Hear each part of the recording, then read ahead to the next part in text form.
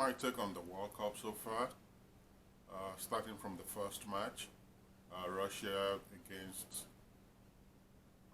Saudi Arabia, which the Russians won 5 goals to 0. It was a good opener, and it's good for the Russians. The last thing we want to see is them turning against the World Cup right from the first game. And Putin was very happy, so I'm sure a lot of Russians would like to make Putin happy. And winning 5 goals set the stage for the World Cup. And the following match after that, which was Egypt-Uruguay, the Egyptians tried their best to hold off the match.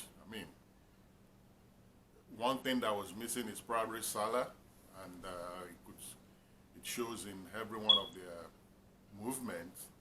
They have nobody to finish off the games, and lucky for them, Suarez was not in his best form.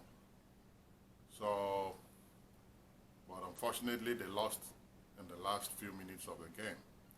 And the following game was Morocco-Iran. As much as Morocco also tried, they lost to Iran at the dying minute of the game. So that makes the second African country to lose. And the third game, which is still the game of the tournament so far, Portugal-Spain. There is no other way to describe that game than to say it's an instant classic. Portugal-Spain, Ronaldo, Real Madrid versus Barcelona, Ronaldo versus Ramos. All kind of headlines came out before this game. And Ronaldo actually proved himself to be a game winner, one of the best footballers in the world. I know this competition has been going on between him and Messi, but what he did, it was like, without Ronaldo, Portugal is nothing. And he scored 3 goals, and they were the penalty kick. You might think, oh, it's a penalty kick, anybody could have scored it. But now you know, not everybody could have scored it.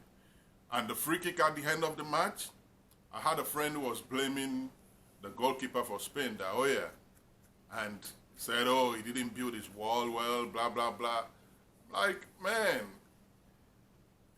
there is very little he could have done to prevent that goal. That was like a World Cup opener, and welcome everybody to the World Cup. And the following day we have France, Australia, and I'm sure Australia will still feel slighted by losing to France, and that was when the VAR actually came to life, and France was the beneficiary of a penalty kick and goal line technology, because without the replay, that ball was so fast from Pogba that it was a replay that actually made people say, oh, this thing actually crossed the line. And followed by the game Argentina-Iceland, which is the Nigerian group, so I showed a lot of interest in that game, and Argentina tried as much as they can, and Messi did all the tricks, but he wasn't just to be. That's the way you defend. That's the Icelanders were like, no, we are ready to die on this field. That is the difference between just going to the World Cup to make up the numbers and actually going to the World Cup to defend something. Either defend your pride, or defend your national pride, or defend your history or something. Those guys were ready to do everything as far as they're concerned not to lose. Then came the Nigerian game, and Nigeria was just like, they came over there for a party. And the Nigerian-Croatia match, I don't see any reason why Croatia should beat Nigeria. But watching that game, Croatia deserved the win, because Nigeria was just playing. What's his name? Obi Mikel was not in that game. Was not in that game. And Igalo, I really couldn't really fault him because he wasn't getting any true ball, and Moses and Iwobi. I mean, I really don't know why Moses should be the one playing all the free kicks in that team, and taking all the corner kicks. And I mean, we had better people in play. What is Iheanacho doing on the bench? What is Musa doing? These are people that have something to prove. I mean, Moses is playing a big man football. I mean, sorry for those of you who are not Nigerians, but when you are playing to, like, okay, there is nothing at stake. That was exactly how the Nigerians played. There was nothing at stake. Most of those guys that were playing for Nigeria they don't really have too much connection with Nigeria itself, so they can't really feel the pain of those watching the game. And Nigeria lost 2-0 until today. Nigeria was the worst team apart from Saudi Arabia until today that Belgium beat these other guys 3-0. But before we come to that, after the Nigeria-Croatia match, I mean, before the Nigeria-Croatia match, there was the Peru-Denmark, in which Denmark won the game. And the Peru guys were doing everything they can to hold on to the goalless draw. I was thinking that was going to be the first goalless draw of the tournament. But somehow Denmark were able to find a way to win that game. And also on Sunday, that was yesterday, we had the Costa Rica-Serbia game, which Serbia won 1-0. I think Serbia was a better team. And Costa Rica, I think they lost a penalty and so many other chances. But all in all, Serbia knew what they came there to do, and they were able to do it. Then came the giant crushing Mexicans against Germany. That game was like, I mean, like I said, about people ready to die on the field, like the Icelanders. The Mexicans were like, we're going to do all we can. And when they realized that, okay, we could as well win this game, and they were able to get a goal, I knew it was going to be difficult for Germany to come back. And they were able to keep their own side of the goal clean, and Germany was not able to score them, and it was like a rude shock to Germany losing to Mexico. So that changed the whole configuration of that group. Then followed by the Brazil-Switzerland game.